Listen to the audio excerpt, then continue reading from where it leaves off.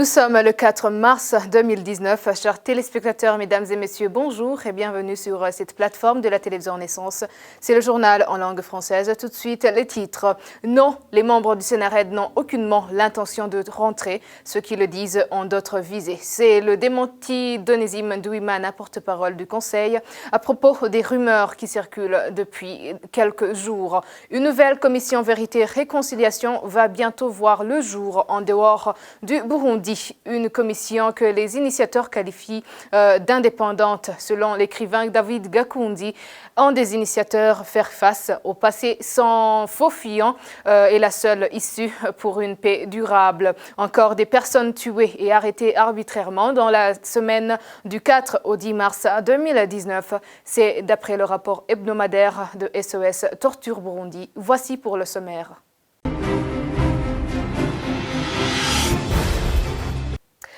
Encore une fois, bienvenue sur cette plateforme. Page politique pour commencer. Les rumeurs sur le retour de certains membres de l'opposition du Sénarède sont proférées par les services du régime de Bujumbura en collaboration avec leur garçon de course. Onesime Nduwimana, porte-parole du Sénarède, dit que cela ne devrait distraire personne pour la suite de la lutte contre le pouvoir de Bujumbura. La réunion qui a eu lieu visait justement à analyser l'avancement de la restauration d'un état de droit. La dite déclaration du Sénarède dément les différentes informations qui circulaient sur les réseaux sociaux, comme quoi le Sénarède avait tenu une réunion qui avait décidé que les leaders de cette plateforme politique ont décidé de rentrer pour participer aux élections de 2020. Suivez Onesime Nduwimana, il a été joint par téléphone. Ceci ne devrait décourager personne. Au contraire, nous devons réunir nos efforts autour du Sénarède pour que nous puissions faire une seule plateforme, une seule opposition capable de redresser le pays en usant de la contribution de tout un chacun. Au fait, le Sénarède gritait qu'elle n'a pas peur de participer dans des élections.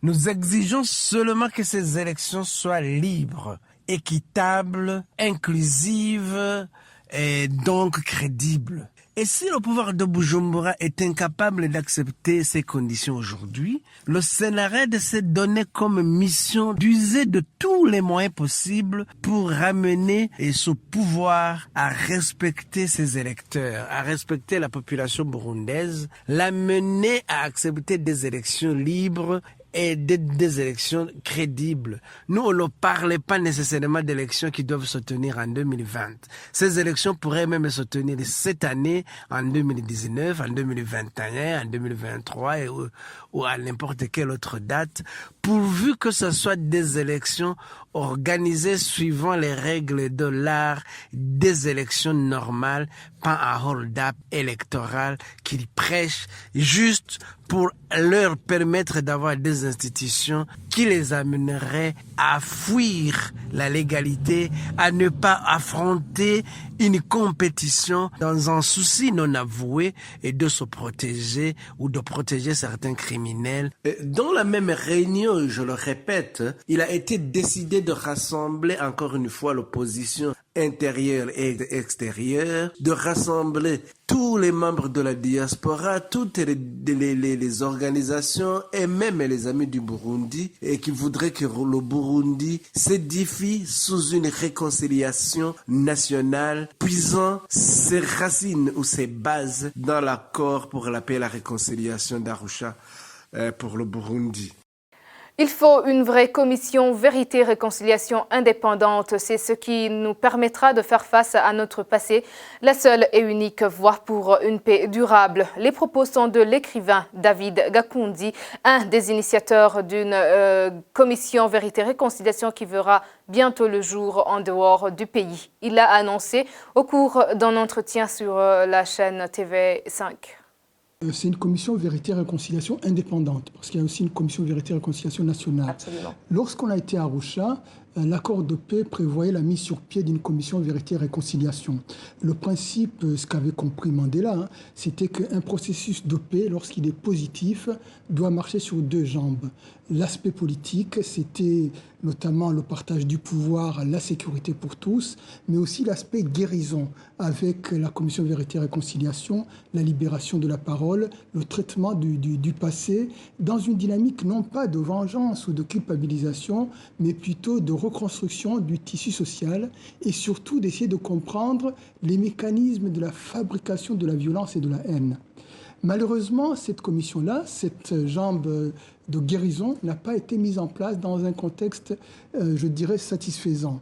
On oublie souvent, par exemple, quand on encense la commission Vérité et Réconciliation d'Afrique du Sud, on oublie souvent de dire que sans Mandela, il n'y aurait jamais eu de Desmond Tutu. Justement, sans cadre politique sain, il ne peut pas y avoir de réconciliation de vérité. Est-ce que vous pensez que là, les conditions seront réunies pour une commission Vérité et Réconciliation, même indépendante ? La démarche est de dire on ne peut pas laisser un clan au pouvoir le monopole du traitement du passé et de la mémoire, d'autant plus que ce pouvoir-là est dans une dynamique plutôt d'antagoniser et d'instrumentaliser le passé. Donc en tant que citoyen, l'idée c'est de dire essayons de permettre la libération de la parole, essayons d'introduire le Burundi dans une dynamique d'empathie, de sortir les gens de cette désempathie qui fait qu'on n'est pas sensible à la souffrance de l'autre, d'essayer de faire comprendre aux gens que nous devons regarder notre passé en face et arrêter de continuer à dire que nos malheurs viennent des colons ou viennent des voisins ou du monde entier ou de l'Union africaine. En quelques mots, David, quels sont les crimes, selon vous, qu'il faut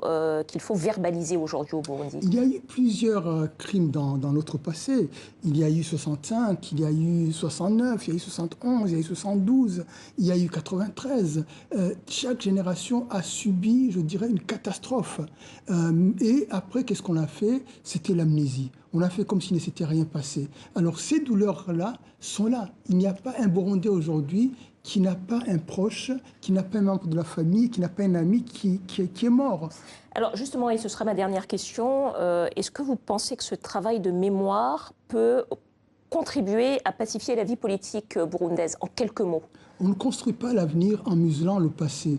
On construit l'avenir en essayant de regarder le passé en face, non pas pour chercher une vengeance, mais pour essayer justement de faire comprendre quels sont les mécanismes qui ont conduit à ce qui est arrivé et pour essayer de construire un avenir désirable pour tous, en essayant de faire comprendre à tous qu'on a tous été victimes et qu'il s'agit maintenant de trouver la voie qui nous permettrait de vivre dans une paix durable, c'est-à-dire une paix positive, pas une paix négative avec la violence. Il s'agit de réintroduire aussi dans la société la notion de ce qui se fait et de ce qui ne se fait pas, qu'on ne peut pas tuer, qu'on ne peut pas agresser les femmes, que cela a été un interdit. Encore dans la page politique, l'ancien président du Burundi, Pierre Buyoya, demande au président ougandais Kaguta Museveni, médiateur dans le dialogue interburundais, de réhabiliter dans l'urgence l'accord d'Arusha. C'est dans une lettre qu'il lui a adressée le 3 mars de cette année. Pierre Buyoya dit que l'accord d'Arusha avait transformé le paysage politique burundais car les Burundais s'étaient réjouis du fait que le problème séculaire qu'ils avaient connu allait être éradiqué. Les détails avec Denis Ndaïkengurukiye. Dans cette correspondance, l'ancien président Pierre Buyoya demande au médiateur dans le dialogue interburundais Yoweri Kaguta Museveni de l'Ouganda de réhabiliter les accords d'Arusha et d'éviter que le Burundi se replonge dans une crise politico-ethnique profonde. La violation de l'accord d'Arusha et de la Constitution en 2015 a perturbé la crise politique et la violation massive des droits de l'homme. La justice a été instrumentalisée par le pouvoir dans le but d'exterminer tous les opposants au régime. Certaines des difficultés occasionnées par la violation des accords d'Arusha et de la Constitution en 2015, Pierre Buyoya évoque les violations graves des droits de l'homme, la chasse à l'homme contre l'ancien président Pierre Buyoya et les hauts gradés ex-militaires et les politiciens de l'époque, à travers des arrestations arbitraires et les mandats d'arrêt internationaux. Concernant les bienfaits des accords d'Arusha, Pierre Buyoya fait savoir que cet accord a dégénéré un climat politique stable au Burundi. Il a mis en place une nouvelle constitution et d'autres nouvelles institutions du pays. Ils ont fait aboutir le peuple burundais à des élections démocratiques et transparentes dans le respect des mandats en 2005 et en 2010. Tous les Burundais étaient satisfaits car tous les problèmes politico-ethniques qu'ils avaient connus allaient finalement trouver solution. L'ancien président Pierre Buyoya souhaite attirer l'attention des pays et des organisations qui ont soutenu le Burundi dans son processus de paix sur l'importante et urgente nécessité de réhabiliter les accords d'Arusha. Pierre Buyoya termine en disant que la démarche des mandats d'arrêt poursuit des mobiles politiques qui visent à déshonorer et massacrer les opposants politiques considérés comme obstacles, dont les hommes d'affaires, les intellectuels, les anciens leaders, les corps de défense, afin que Pierre Nkurunziza s'éternise au pouvoir. Reconnaître légalement un parti d'opposition n'a rien d'étonnant, c'est juste de la poudre aux yeux. C'est la réaction de l'écrivain David Gakundi sur la légalisation du parti CNL d'Agathon Rwasa. Je crois qu'il n'y a pas de revirement parce que Agathon Rwasa, on lui a permis de participer aux élections précédentes. Le régime joue chaque fois le chaud et le froid. Et lorsqu'on approche les élections, on laisse un peu d'espace à l'opposant pour servir de faire valoir. Et en même temps, la répression continue sur la base. Cette semaine, il y a eu des militants d'Agathon Rwasa qui ont été arrêtés, notamment dans le nord du pays. Donc on fait semblant d'ouvrir l'espace politique, mais en réalité, la répression continue. Et maintenant, page droit de l'homme pour poursuivre ce journal. 5 personnes tuées et une dizaine d'autres arrêtés arbitrairement. Ceci est le contenu du rapport hebdomadaire du 4 au 10 mars de SOS Torture Burundi, comme l'indique Aimé Kwizera, chargé de la communication dans cet organisme. Suivez-le. Dans le présent rapport du SOS Torture Burundi, qui fait état de 5 personnes assassinées et d'une dizaine de personnes qui ont été arrêtées arbitrairement, est revenu surtout sur le carnage de Gatumba en commune Mutimbuzi, en province de Bujumbura, où un policier a ouvert le feu sur des paisibles citoyens qui étanchaient de la soif dans un bar et qui a tué 4 personnes et en a blessé plusieurs autres. Le comportement de ce policier ne nous a pas du tout surpris, au moment où l'on fait face à une police qui a perdu toutes les valeurs de professionnalisme, et des policiers qui ont reçu un feu vert de tirer sur des paisibles citoyens en manifestation paisible et pacifique, qui ont reçu un feu vert de tirer sur des journalistes, des cortèges funéraires. SOS Torture Burundi est revenu également sur le rétrécissement continuel de l'espace politique au Burundi. Des militants de l'opposition vivent continuellement dans la peur, continuellement dans une perpétuelle intimidation. Certains sont arrêtés arbitrairement, comme une dizaine de militants du nouveau parti CNL de l'honorable Agathon Rwasa. À cela s'ajoutent les réunions politiques du parti Sahwanya Frodebu qui ont été interdites à Makamba.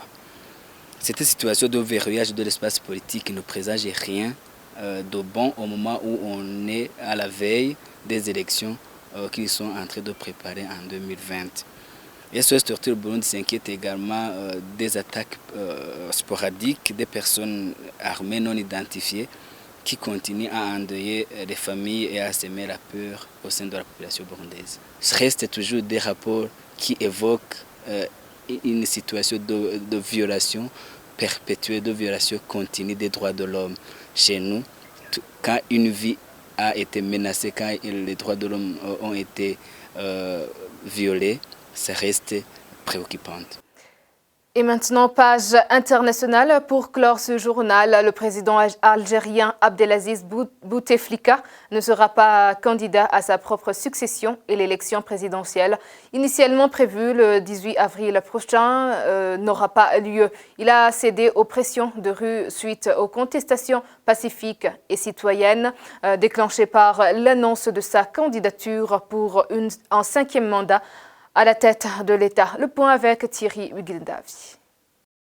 Le président algérien Abdelaziz Bouteflika a annoncé la tenue de l'élection présidentielle dans le prolongement d'une conférence nationale inclusive et indépendante qui doit se tenir avant fin 2019 ainsi que la formation d'un gouvernement de compétences nationales. Tout a commencé un bon dimanche du 10 février cette année quand Bouteflika a annoncé officiellement sa candidature pour un 5e mandat présidentiel. Les appels à manifester contre son 5e mandat ont d'abord été lancés de façon anonyme sur les réseaux sociaux. Cette mobilisation inédite s'est transformée avec le temps en un véritable soulèvement populaire. La neutralité des forces de sécurité qui n'ont pas réprimé les manifestants et la perte de plusieurs soutiens traditionnels de Bouteflika ont contribué à l'amplification de cette contestation. Comme le malheur ne vient jamais seul, la Grande Muette a aussi fait une déclaration ce dimanche qui ne cachait pas son adhésion aux manifestations. Dans son discours face aux élèves officiers, le chef d'état-major a affirmé que le peuple et l'armée partageaient la même vision du futur du pays. La pression internationale a aussi pesé sur la décision de Bouteflika. Washington soutenait clairement les manifestants. Paris, de sa part, était plus discret. Mais il y a des signes qui ne trompent pas. Emmanuel Macron a rappelé son ambassadeur à Alger pour consultation à Paris. Une façon de montrer son très vif intérêt pour ce qui se passait en Algérie. Le président algérien Abdelaziz Bouteflika est au pouvoir depuis 1999. Âgé de 82 ans, il a été victime d'un accident vasculo-cérébral en 2013. Depuis cette année, il est cloué dans un fauteuil roulant.